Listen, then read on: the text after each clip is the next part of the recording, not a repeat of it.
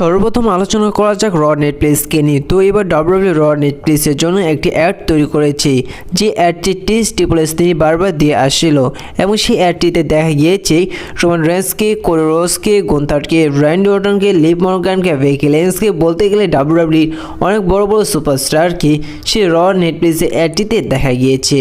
এখন কথা হচ্ছে যেহেতু সামনের বছরেই চলতে শুরু হবে, অর্থাৎ 6 জানুয়ারি থেকে দেখা যাবে নেটফ্লিক্সে চলতে এই মানি নাইট রটি। তাহলে কি আমরা এই মানি নাইট রটি ইন্ডিয়াতে এবং বাংলাদেশে কি দেখতে পারবো এই নেটফ্লিক্সে? দেখুন, এই নেটফ্লিক্সের সাথে ডাব্লিউডাব্লিউ এই নতুন কন্ট্রাক্ট সাইন করেছে এবং নেটফ্লিক্স হচ্ছে একটা ওয়ার্ল্ড প্ল্যাটফর্ম। সমস্ত দেশে এই নেটফ্লিক্সটি চলে, কিন্তু অনেক দেশে এখন তো এই নেটফ্লিক্সটি পৌঁছায়নি। আর যার কারণে বাংলাদেশে এবং ইন্ডিয়াতে এই ডাব্লিউডাব্লিউ নেটফ্লিক্সে শোটি চলতে শুরু হলে ইন্ডিয়াতে এবং বাংলাদেশে প্রথমত দেখা যাবে না।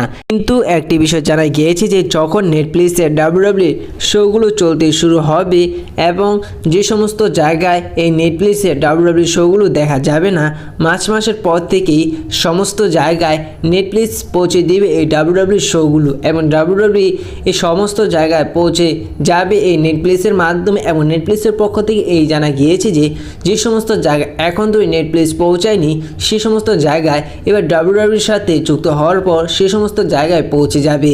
যার কারণে অনুমান করা যায় যে, এবং অনেক রিপোর্ট থেকেও একটি বিষয় জানা যাচ্ছে যে মার্চ মাসের পরের থেকেই বাংলাদেশ এবং ইন্ডিয়ায় নেটফ্লিক্সে এই মানি নাইট রটি দেখতে পারবেন।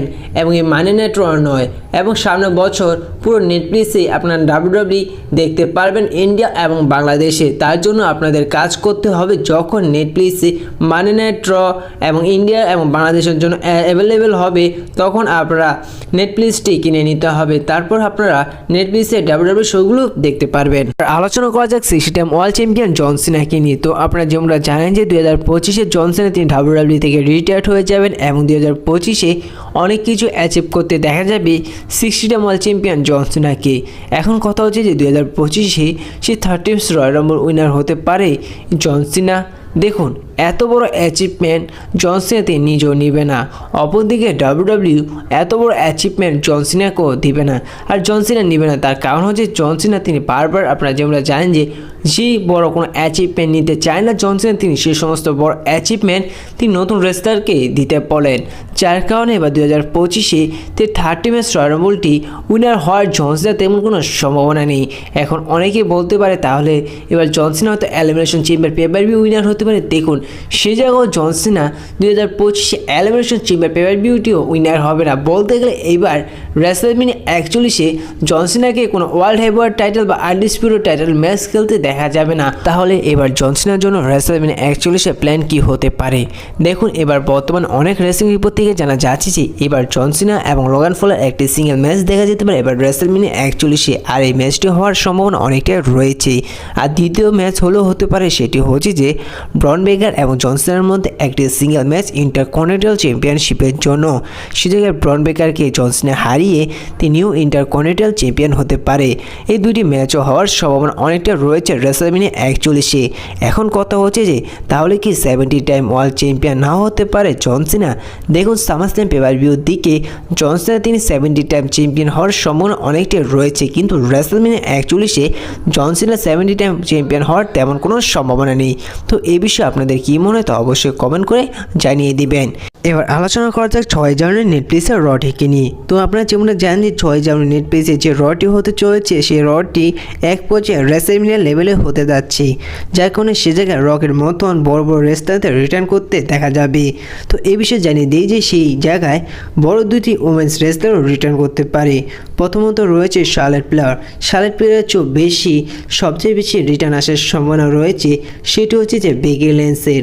কারণ এবার নেটফ্লিক্সের রয়ের জন্য ডাব্লিউডাব্লিউ যে অ্যাডটি তৈরি করেছিল, সেই অ্যাডটিতে বেকি লিঞ্চকে দেখা গিয়েছে। যার কারণে আপনারা 90% কনফার্ম ধরে নিতে পারেন যে সে সমস্ত বড় বড় রেসলারের পাশাপাশি বেকি লিঞ্চকেও এবার রিটার্ন করতে দেখা যেতে পারে 6 জানুয়ারি নেটফ্লিক্সের মানি নাইট রয়ে। এবার আলোচনা করা যাক সেথ রলিন্সকে নিয়ে। তো সেথ রলিন্সকে নিয়ে একটি ইন্টারেস্টিং আপডেট পাওয়া গিয়েছে, সেটি হচ্ছে যে রেসলম্যানিয়া 41-এর আগে হয়তো ডাব্লিউডাব্লিউ সেথ রলিন্সকে ভয়ঙ্কর হিল টার্ন করাবে, ভয়ঙ্কর হিল হিসাবে রেসলম্যানিয়া 41-এ নিয়ে যাবে, আর নয়তো বড় বেবি ফেস হিসাবে সেথ রলিন্সকে রেসলম্যানিয়া 41-এ নিয়ে যাবে। তো এই বিষয় থেকে পরিষ্কার বোঝা যাচ্ছে যে হয়তো ডাব্লিউডাব্লিউ এবার রেসলম্যানিয়া 41 আগেই যে কোনো একটি ক্যারেক্টারে সেথ রোলিন্সকে রেখে রেসলম্যানিয়া 41 নিয়ে যাবে।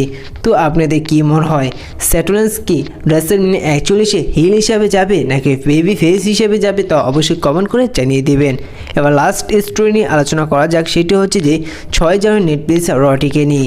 তো আপনারা যেমনটা জানেন যে সে জায়গায় রোমান রেন্স এবং সোলো সিকোয়ার মধ্যে একটি ট্রাইবাল কম্ব্যাট ম্যাচ হতে যাচ্ছে, অপরদিকে সেথ রোলিন্স এবং সিএম পাঙ্কের মধ্যে একটি সিঙ্গেল ম্যাচ হতে যাচ্ছে। বলতে গেলে এই দুটি একটি বড় ম্যাচ। এখন কথা হচ্ছে যে এই দুটি ম্যাচের মধ্যে ডাব্লিউডাব্লিউ কোন ম্যাচ মেইন ইভেন্টে রাখবে। দেখুন এই বিষয়টা নিয়ে অনেক কনফিউশন রয়েছে যে আসলে ডাব্লিউডাব্লিউ কোন ম্যাচটি মেইন ইভেন্টে রাখবে। তো আমার যতটুকু মনে হয় যে আপনারা যেমনটা দেখছেন যে বর্তমানে রোমান রেন্সের উলাফলা মালা নিয়ে যে ইস্যুলাইনটি দেখা যাচ্ছে, সেই উলাফলা মালাটি বর্তমানে ডাব্লিউডাব্লিউ সমস্ত দর্শকরা টাইটেলের চেয়েও বড় করে দেখছে, যার কারণে এবার 6 জানুয়ারি নেটফ্লিক্সের মানি নেটওয়ার্কের একেবারে মেইন ইভেন্টে রোমান রেন্স এবং সোলো সিকোয়ার এই ট্রাইবাল কম্ব্যাট ম্যাচটি রাখতে পারে, আর এই সেই ম্যাচটির মধ্যে ইন্টারেস্টিং কিছু দেখা যেতে পারে। তো আপনাদের কি মনে হয় সেই 6 জানুয়ারি নেটফ্লিক্সের মানি নেটওয়ার্কে মেইন ইভেন্টে কোন ম্যাচ হতে পারে, তা অবশ্যই কমেন্ট করে জানিয়ে দিবেন। আজকের এই ভিডিওটা এ পর্যন্তই ছিল, দেখা হচ্ছে পরবর্তী ভিডিওতে নতুন কোনো আপডেট নিয়ে। ভিডিওটি ভালো লাগলে অবশ্যই লাইক করে দিবেন, ছোট রেসিং চ্যানেল নতুন হয়ে থাকলে প্লিজ চ্যানেলটি সাবস্ক্রাইব করে দিবেন, আর ভিডিওতে কোনো ভুল হয়ে থাকলে তা অবশ্যই কমেন্ট করে জানিয়ে দিবেন। দেখা হচ্ছে সেই নতুন কোনো ভিডিওতে।